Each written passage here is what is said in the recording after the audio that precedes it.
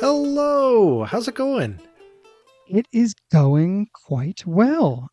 It is a beautiful, sunny day here in Missouri, and I went running this morning, and there were like birds chirping, and it was just the first time I run when it feels like spring weather is one of my favorite moments of the year. Hmm, And this was that day. that is fantastic. I love Yeah. that feeling. Oh, it's so good. But so anyway, that just gave me a great outlook on the entire day. How's your day going? My day is quite good. I realized that one of the things that I really need to keep balance in my life is time to sit and read.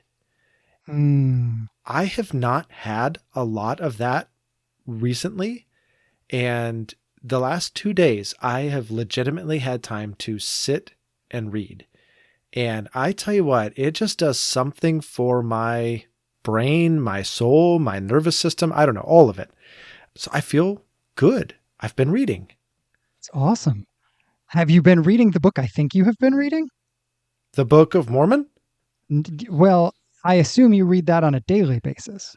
Um, but no, the I forget the name of it, but the book from my one of my Oh, seminary books. yeah, the Psychology of Christian Character Formation. Yes. Yes, that is one of the books I have been reading, and I am enjoying it. Ooh. I am so excited. That is going to have to be a future conversation when you finish it because I found the angle that she was coming from just fascinating. Well, I'm only a chapter in, and I already find it fascinating. And I kind of wonder if it's going to set us up for like 15 conversations, but we'll see. It really good. It really good. But that actually leads me into what I want to talk about today. All right. We talk about some pretty serious, practical, and heavy theological topics.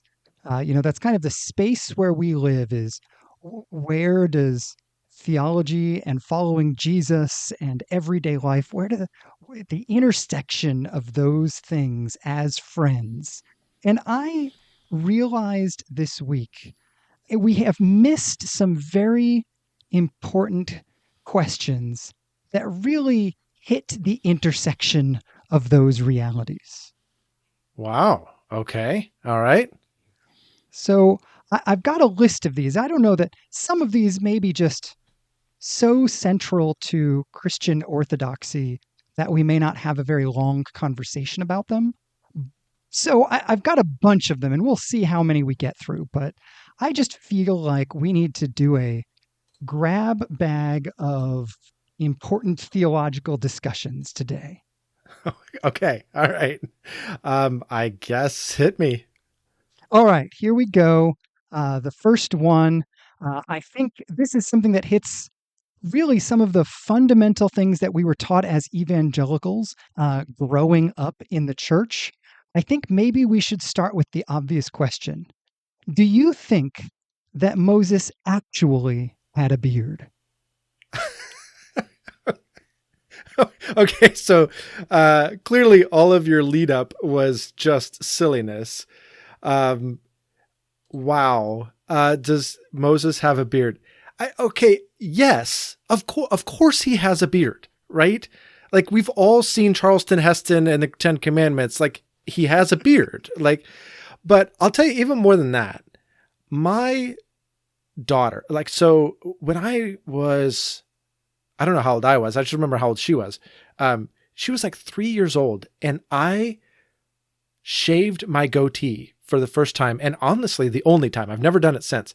I shaved my goatee, and she took one look at me and just started laughing. She thought I looked ridiculous. And it's one of those family stories that we tell over and over and over again, because for like 3 days she wouldn't stop laughing at me. It was the most ridicule you could get out of a child. It was absurd. And I think the same thing would be true of Moses. Like a baby-faced Moses? No, that would be absurd. We would just laugh at that. So yes, he has a beard. Anybody that disagrees with me is just dead wrong. So this is the problem I have in life is when I hear questions like this, I'm like, I wonder if there's any actual like biblical or archaeological or cultural like You take stuff the that we question need to know seriously. about. So I I may have done a little bit of research. Oh gosh. Um, and there are clearly Jewish Israelite culture at the time. Beards were a big deal.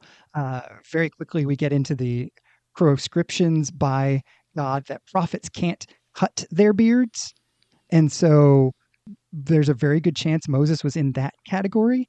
However, the thing that I thought was fascinating from a kind of visually is that Moses grew up as an Egyptian, right?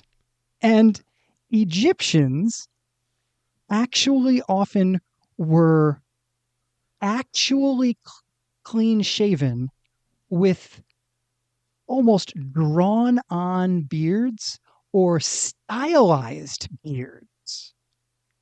So for the first like 40 years of his life, that's what Moses grew up around. And I just thought to myself, huh, imagine if Moses had like the Egyptian leadership beard that was some odd combination of very finely manscaped facial hair and eyeshadow.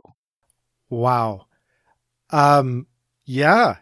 I think that's even more ridiculous than him shaving his actual beard. You've turned this into an absurdity. But the funny thing is, that is a real possibility. That is Moses's cultural heritage. So, either way, though, I think we can confidently say we believe that Moses did, in fact, have a beard. Is Okay. that correct? I think so. I think so.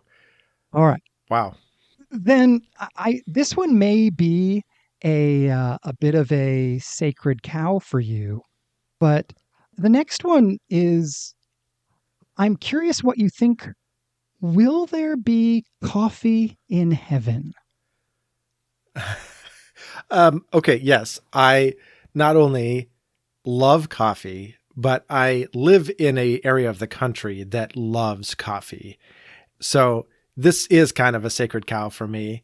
But honestly, where my brain went first is, of course, because God's chosen people were literally called Hebrews. Like, I mean, he was trying to tell us something, I think. Like, yes, there's going to be coffee in heaven. But then I also think about, what was the tree of life that God forbade Adam and Eve from eating from? And then in Revelation, we get this scene where we're going to get to eat from the tree of life. What could be more of a tree of life than coffee beans? So yes, yeah, there's going to be coffee in heaven. I'm certain of it. Oh man, I have two immediate reactions to this. First of all, I am not a coffee drinker. Well, it doesn't matter. You're not going to heaven. It doesn't matter. No, I see. This is where I think this becomes a gatekeeping situation in which God is going to bring profound reconciliation from the various groups of people on earth. In this case, those who drink coffee and those who do not. Yeah. Yeah. And we can go to Ephesians and document that. But I gotta say, if coffee in heaven means there's two ways people drink coffee, right? There are the people who drink coffee because they need the caffeine and they would do better with an IV. Yeah. And there are the people who like savor coffee. It is like made brilliantly and it tastes amazing and it is just beautifully made.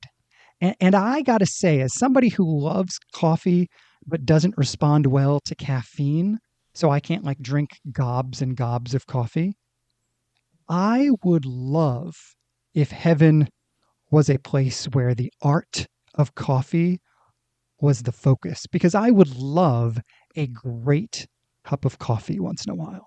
Mm. Right? Like See, just a, yeah. ooh, that was amazing kind of cup of coffee. So you're saying the Pacific Northwest is literally heaven on earth. No, I think the rate, well, no. So this is where 90% of the things in life, Pacific Northwest and the Northeast where I grew up, can be lumped in the same general category. This may be the place where they differ because I'm fairly sure if there was a way to like more authentically mainline caffeine, the entire Northeast would just go for that and abandon coffee immediately. Because the point is to have enough caffeine to run at the insane pace of the new Northeast. Okay. And I Yep. tend to read that into urban contexts, like where you live, and coastal contexts, like where you live. But I think I'm wrong. I think that there is the stereotype is that there's a little bit more of a laid back culture. Is that right? Oh yeah, it's far more laid back than the Northeast, and the experience of coffee. There's a lot of coffee snobs out here, and so it's not just like having coffee. It's like, how did you prepare your coffee? And there's like 50 different ways to prepare your coffee, and everybody has their opinion.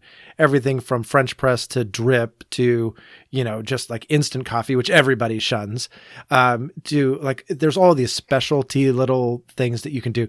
And, is it espresso? Is it regular coffee? Whatever. Yeah, people take it very, very seriously. So it's the delicacy, it's the art of it and the taste of it, the experience of it that is really celebrated out here. It's not just about mainlining caffeine. Yeah, see, that sounds great to me. If that's what we're going for, I am for coffee in heaven because I look forward to savoring good and beautiful things. Hmm. Yes, well said. But if we're on the whole idea of the future life, I got to throw out another one that I just have very specific thoughts about. And that is, will we need sunscreen in the new creation? Okay, I'm curious about your very specific thoughts here. Okay, well, so here's again, as I make an art of overthinking things here. I thought to myself, okay, well, the only sun in the new creation is theoretically God himself. And so it is the glory of God that is lighting the whole world in the new creation, which means, will I need something? Because the glory of God is so powerful that it is causing potential harm to me, that it is, burning something in me. And I thought to myself, yeah, that sounds about right. So you need God So, screen? yes, I think you might need God screen PM. TM. Trademark. Yes, we're trademarking. Okay. Well, one, I think that sounds more heretical than you mean it, because like literally God's causing harm by his actual presence. That doesn't seem to compute. Maybe we should call it purifying. It's a Oh, refining fire. you can't dig out now, buddy. No, I'm going to go back to my Northwest roots and say, no, we're not going to need sunscreen in heaven. And that's why I live in the Pacific Northwest, is I'm practicing living without the sun. I'm living a sunscreen-free life now in anticipation of my heavenly life. So we won't need sunscreen because we won't have the sun because it'll just be murky all the time. That's your picture of heaven. Okay, murky is your definition of what I experience. I prefer. Sorry, let me rephrase that. Drab. Drab. Okay. I prefer liquid sunshine. That is what we have out here. It's just lots and lots Oh, of liquid sunshine. And honestly, it is like kind of this protective layer of like moisture so that the sun doesn't get too bright, the UV rays don't penetrate. Like it is a very safe and sheltered way to live. that is what Christians always think of people who live out in the Northwest. They're so sheltered. Um, that's the stereotype. We need to just get you out more. But Well, that all might be right, true. so I'm coming down on yes on sunscreen, and you're coming down on no on light for No, the new creation. I guess so. I guess so. Okay. All right, let's reel it back in and focus in a little bit on the present day realities of life. Um, this is something people deal with all the time, and so I figure we should really wrestle with it before the situation comes up. And so I want to ask, what's the minimum number of people required for a church split? Oh, dang. We were having fun and now you're talking about church splits. Well, yeah, okay. It depends on the size of the church. Like I don't think this is a fair question because if you're a church plant and you have like 20 people in your church and 4 of them leave, that feels like a church split. But if 4 people leave from like Second Baptist Church in Houston, like nobody even blinks an eye. So I think it should be like a percentage, like what percentage of your church has to leave in order to call it a church split? Okay. Well, all right. I have thoughts, but let's let's hear your thought on a percentage then. What's the percentage? I think 20%. And I'm going to go back to that, like, 4 people leave from a congregation of 20. That feels like a church split. So yeah, I'd say 20%. Okay. So really it sounds like what you're saying is a noticeable percentage. Which 20%. Okay. All right. I have 2 major thoughts on this one. Because, again, I think the thing we have to do is come back to the biblical data on questions like this. Wait, Um, I don't even know of a church split in the Bible. Where are you going? well, first of all, there was when Abraham was overseeing a church split and he said to God, well, if there's 50 people, does that count? And God said, sure. And then he said, well, but what about if there's less than that? What if there's only 45? And God said, sure. And I think Abraham got God in conversation all the way down to uh, 15 people leaving counted, if I'm remembering correctly. Maybe even 10. Wait a minute. This was not a church split. This was whether or not the city was going to get destroyed. I mean, we've taken a church split and made something even bigger out of it. The destruction of a whole population. I'm just saying that it's the closest analogy we have in the Old Testament, so we have to apply it. We have to apply it. Context is no longer king. Correct. So, but in the era of grace, in the New Testament, I think that Jesus sets a new bar. He says, when 2 or 3 are gathered, there am I in their name. So if 2 or 3 people leave one church and start their own. You just went all straight heresy on that one because you misquoted that. You said, where 2 or 3 are gathered, there am I in their name. Like, talk about church split language. Like, oh yeah, if I got 2 or 3, then I've got Jesus. Then that's all that matters. Jesus is gathering in my name. See that? It works.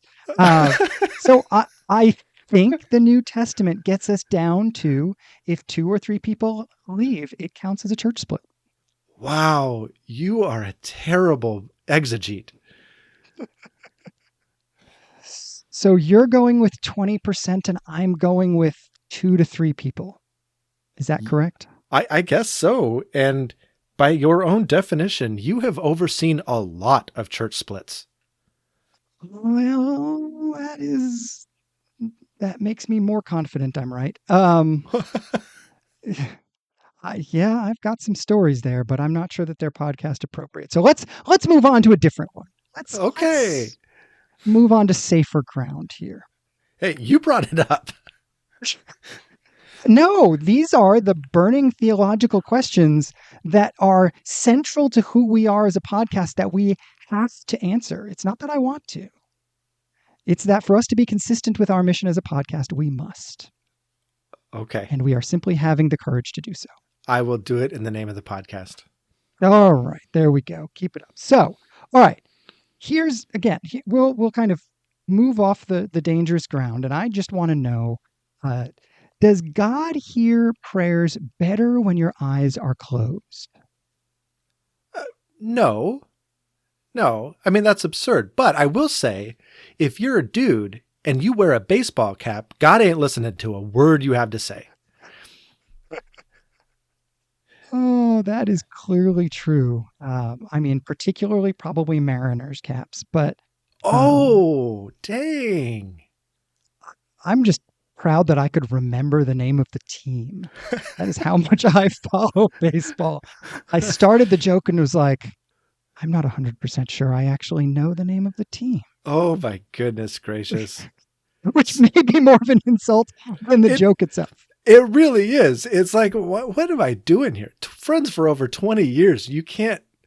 Wow. This is like such a deep part of me that you're like, I can't even remember the name. Oh, but back to praying. I just have to tell you, when I envision this, there are two things that come to mind here. The first is all of the people who have told me over the years that the most private space that they can get in their day is in their car. Okay. And I wonder what would happen to the world if they all closed their eyes when they were praying. Ouch. They would be quickly closer to Jesus. Let's say that much. Well, isn't there that famous song, Jesus Take the Wheel? Isn't that what that's referring to? See that? Yeah, it must be. I hadn't thought about that. Yes, it's somebody who is so, trust in the Lord with all your heart and lean not on your own understanding. In all your ways, acknowledge him. Yeah. So, and he will make your car straight. Yes, he will make your, yeah. So you just close your eyes and pray. You don't even have to stay in the driver's seat if you have kind of a car in which you can shift over to the passenger seat and give Jesus space. That's great. I think that's wonderful. I also wondered, there are times when I'm trying to pay attention and I close my eyes to focus sometimes. Do you ever do this? Do you ever close your eyes just to kind of really focus on what somebody's saying? Okay. Yeah. Uh-huh. So I just wondered if maybe God hears prayers better if he closes his eyes. Oh, so God's supposed to close his eyes, not us. I'm just curious, well, sometimes when some of the bad things in the world happen, maybe what actually happened was God was listening to somebody else praying. And so, he missed something. Ouch. Well, and boy, you have really bought in hard then on the evangelical definition of prayer, which is us talking to God, because he's doing the listening. So he has to close his eyes. Well, clearly I'm the important and informed person in the relationship. Wow. Yeah. We're going to title this Heresy. That's just the title of this episode. Yep. But in a good way. That's the even better title. Heresy, but in a good way. Oh, man. But okay. Serious question. Well, semi-serious. A little. It's got some seriousness to it. This is so highly qualified. Right. I'm just curious. In our social media era, if Jesus had come today, would the Sermon on the Mount have gone viral? Not a chance. I mean, we barely read the Sermon on the Mount out of our Bibles because it's so dang challenging. It's not as though Jesus had something that really tickles the ears there, but I would say, like, how would it become viral? Probably if like people started taking it literally, or like other things happened as a result of people listening to the Sermon on the Mount. So like, the Morton Salt Company is suing followers of the way for trademark infringement, or there's a rash of people gouging out their eyes, and it's all because Jesus told them to. And, that would go viral. The eye gouge challenge. Is that what you're referring to? Yeah. Like the ice bucket challenge. Oh, dang. The right hand challenge. Yeah. Or a different, this is a plank challenge. Like, how big of a plank can you produce out of your eye? Yeah. Well, so I'm wondering, I have one thought, which is, on some level, given the technology that they had at the time, it did go viral. It became the most published printed work of all time, or part of it, right? Wait, you're actually arguing that it did? That was one of the most... I think on some level, the Gospels, which include the Sermon on the Mount, did kind of go viral, right? I mean, it was just slow viral. Sliral. Sliral.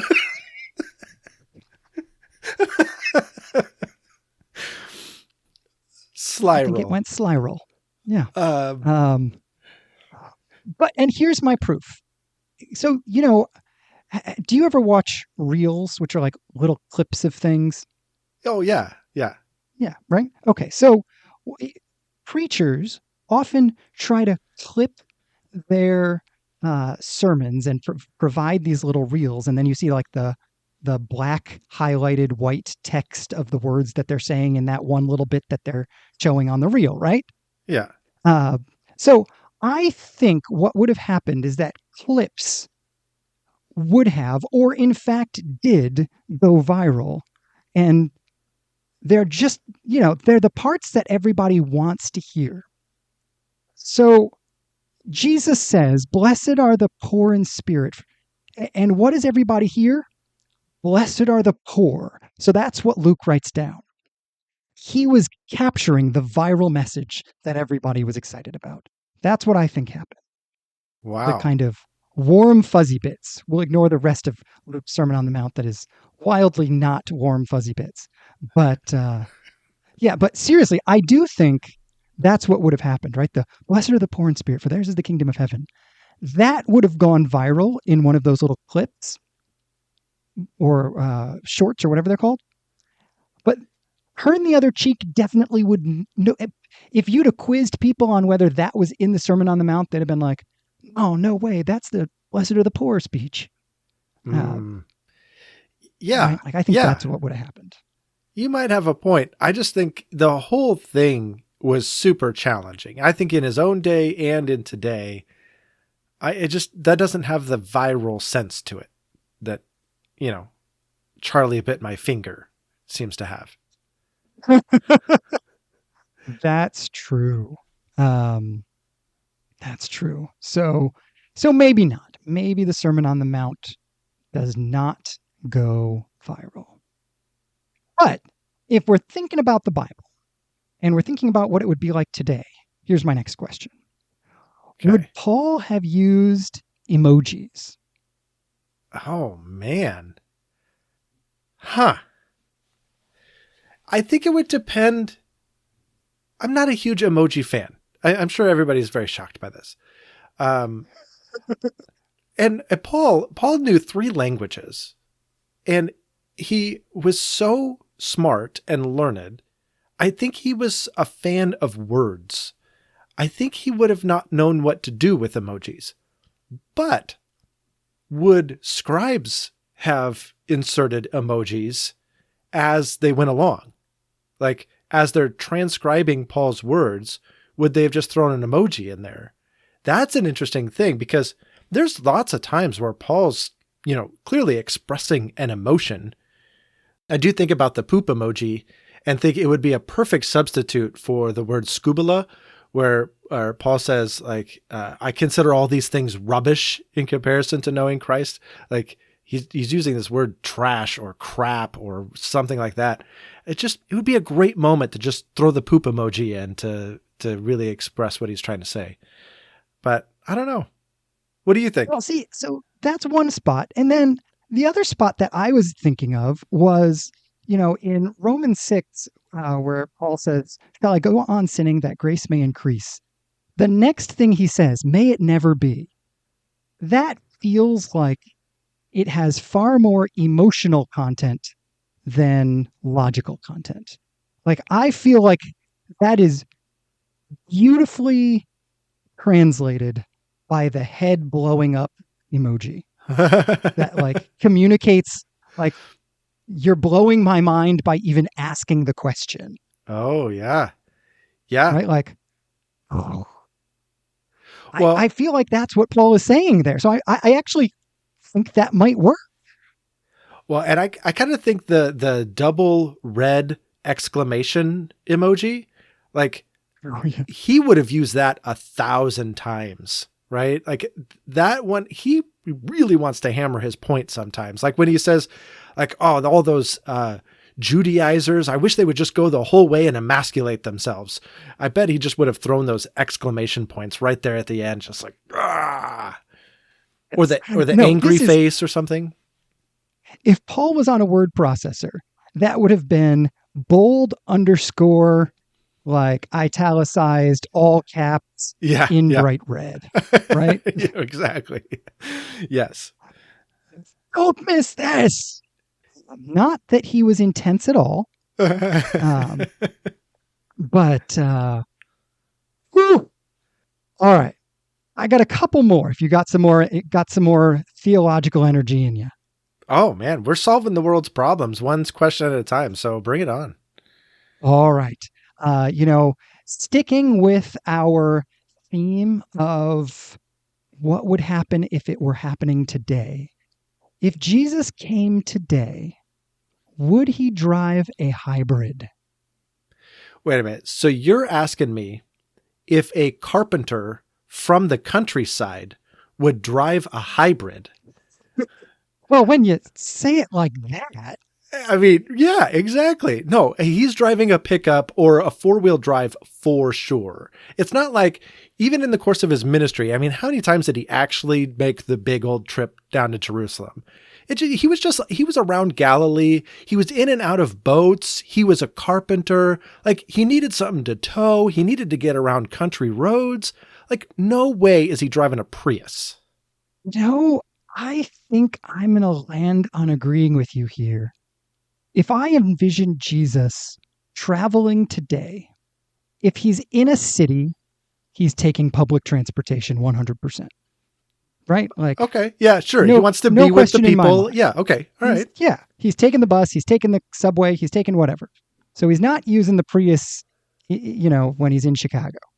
He's certainly not using the Prius when he's in like Fellowsville, Oklahoma or whatever. Okay. Yeah. So I think you're right there. And I think long distances, somehow I imagine Jesus being able to take like 12 steps and get from like Chicago to Houston. What? It would be some modern version of, in my mind, walking on water. He was just going from A to B in the most convenient way possible. And in that era, people were like, well, you can't walk on water. Oh my gosh. In our era, we'd be like, well, clearly that's an 8-hour or 20,000 hour walk. And he's like, I don't know what you're talking about. It took me 20 minutes. So this is so funny. Like, I don't know, because what you're describing is so absurd to me that my brain just went to absurd levels with it.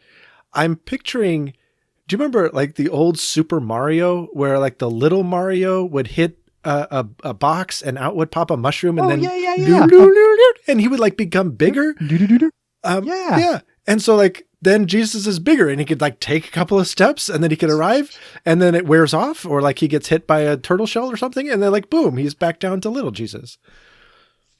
There was some country song like this, like years and years ago. What was it? It was called 8,000 Pound Jesus or something like that. What? Oh, I don't know anything It about was this. it was something like that. I don't remember. I'm sure I've got the number wrong, but it was like the whole idea was Jesus is really big, and so maybe he took really long steps. I don't know. Maybe that's what put that in my head. But so you are voting for a beater Chevy truck, and I am voting for public transportation. Yes, yes, and I am deeply aware of my rural context and your city dwelling context as we talk about that. I could not agree with you more. Clearly, we are inviting Jesus into our own context, right? Um, but on some level, I think that's exactly what we're supposed to do. Sure. Um, all right, one more. One more. I want to know what biblical miracle would have been the best party trick. Oh. Well, okay, so I think two things come to mind right away. One is water into wine. He would have made him the Yes, most this was my popular. first thought too. Yeah, right? Like he's being invited to every party. But then I think in terms of like a party trick, spitting in the dirt and making a guy be able to see is pretty dang cool. Like I think that would travel. That would travel well. I think you could do that That every would pop. travel. Oh man. So I've got two, I think, that come to mind for me, or maybe three. Uh, First of all, if we're talking about a kids event, a lot of times you'll see like petting zoos and things, and the talking donkey, I think, could be a real hit at on the petting zoo circuit. Wait a minute, that's Old Testament. That's not a Jesus miracle. Oh, I didn't say Jesus. I said what biblical miracle? What? Oh, I thought I you said said what biblical miracle, or at least that's what I have written down. Maybe I, you know, being a good evangelical like I am, I assumed that Old Testament didn't matter, or maybe being a good evangelical like you are, you assumed that, despite what I said. Oh, One of we'll have to. us You know what? wrote If off only the Old this were Testament. recorded, we could find I out whether or know. not you said Jesus. Oh, I was only Somebody who's thinking listening, let Jesus. us know. Well, in your defense, several of the previous ones, Sermon on the Mount, Jesus and a Prius, were just Jesus focused. But this one, so you can change your answer. What biblical miracle would have been the best party trick? I've Biblical. already given my answer. I can't. My head is already just focused on Jesus. So please enlighten me with Old Testament things. All right. So first of all, I'm going Balaam's donkey, like I said. Okay. That would make a great addition to the petting zoo circuit. Uh, if if I'm going Jesus, feeding the 5,000 has to go up there, right? Like, Yeah. being able to stop at a convenience store, grab a tube of Pringles and, some marshmallows, and Jesus makes it enough to feed like hundreds and hundreds and hundreds of people at this like killer event, and it's super good, like barbecue or something. I think that is a marketable skill. Right. Yeah. And so I think there's that one. But then the one, I don't know if this counts or not, but there is some serious pop and sizzle in creation. So, I mean, if you could gather a bunch of people like in a field somewhere, and Jesus just says, "All right, everybody look up. It's night. It's getting dark," and he just speaks galaxies into existence. Oh, dang. That'd be pretty cool. That would be very cool. Yeah. Yeah. It reminds me of the restaurant at the end of the universe in the That Hitchhikers is series. exactly what I started thinking about as I was talking. Oh, Yes. right. Nice. Yep. I don't. That must have been in my head somewhere. Yeah. Um, but yeah. Wow. So, Well, I think all we have right. solved the theological issues of our day.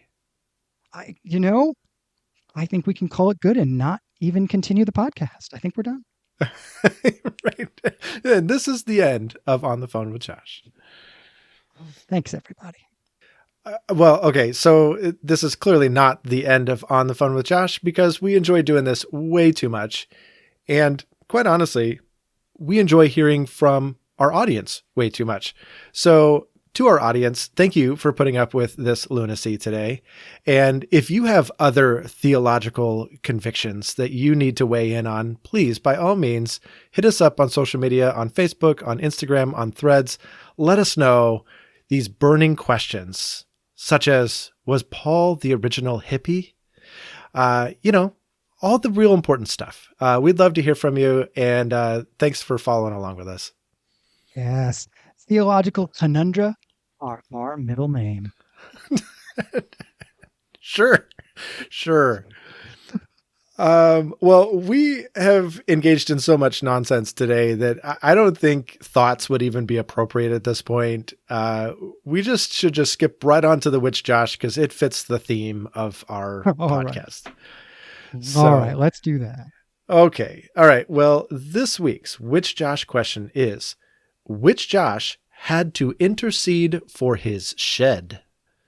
And this is me, and it was literally today. That is the first thing I did today. Because, prayer is the first thing you're supposed to do when you get up.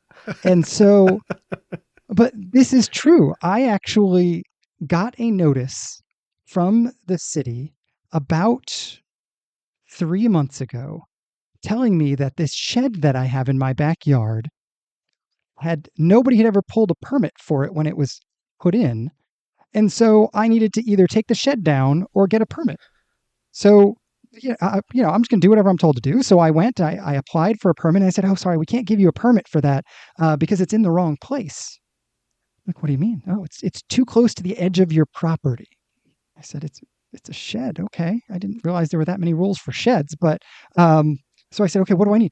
You need a variance. My shed needed a variance. And so I had to go today to a meeting of the city planning committee in order to ask them for permission to keep my shed.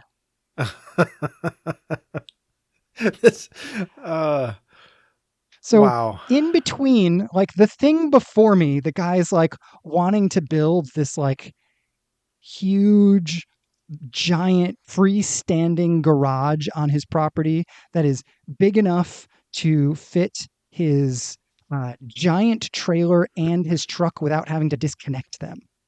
And the person after me is like wanting to build 3 or 4 new buildings on this big piece of property. And there I am saying, hi, I'd just like to keep my 8x12 shed. How are you? Please tell me in the context of all of that, they did not turn you down. No, it was great. So one of the wonderful things about living in Missouri is that people genuinely are nice. And so without our request, my neighbors actually showed up at the hearing to say, this is dumb. The shed is like closer to our property than anybody else's. Let them keep their stupid shed. And literally there is no place else on my property I could put it. We have the lateral lines from our sewage system take up the rest of our property in the back of our yard. And so it literally couldn't go anywhere else. And it's illegal to put it on top of lateral lines. Yeah. So they basically said, yeah, this is pretty easy. We'll just let you keep your shed. Have a good day. So I successfully interceded for my shed today. Wow. Amen. Amen. We really are solving the world's problems on this episode. Yep, one shed at a time. Yeah. Well, congratulations on keeping your 8x10 shed. Yeah, 8x12. Oh, sorry. Didn't mean to cut off a couple feet. Yeah. Oh. Well, the thing that's ironic, the reason I have to correct you is because if it was only 8x11, it would have actually been too small and it wouldn't have qualified for all of, I wouldn't have had to do any of this work. It just happened to be 6 square feet too large. And so it falls into a different category that required all this work to be done. What if you just promise not to use the other 6 square feet? I'll just keep it blank. I don't, it was weird. But anyway, my shed is fine. So stop digging on my shed. Okay. Congratulations. Anyway, so regardless of the life of sheds or Paul being a hippie, are we on to talk next week? Hipster. Didn't we say hipster? You said hippie when you said it on the podcast. Oh. I'm not listening to anything. Okay. Let's talk next week. I'll turn my ears on. All right. I'll talk to you then. Okay. Bye. All right. Bye.